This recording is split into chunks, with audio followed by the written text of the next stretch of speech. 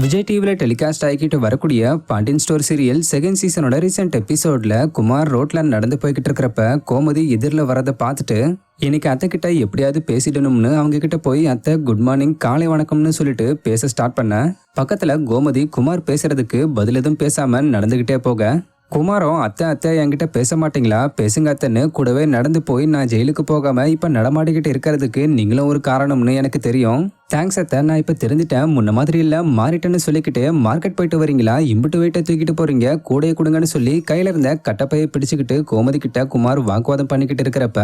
எதிர்பாராத விதமா அங்க சரவணம் வந்து போனா போகுதுன்னு விட்டா ஓவரா ஆடிக்கிட்டு இருக்க எங்க வீட்டு ஆளுங்களை தொந்தரவு பண்றத இன்னையோட நிறுத்திக்கோ, இல்லைன்னா உன்னை கொலை பண்ணிட்டு நான் ஜெயிலுக்கு போயிருவேன்னு சொல்லிட்டு கோமதியா பைக்ல அழைச்சிட்டு போயிருந்தாரு. இந்த நிலையில இந்த சீன் மேக்கிங் அப்ப எடுக்கப்பட்ட பிடிஎஸ் வீடியோவை குமாரா நடிச்சுக்கிட்டு வரக்கூடிய ஆக்டர் சக்தி ரீசெண்டா ஷேர் பண்ணிருக்காரு.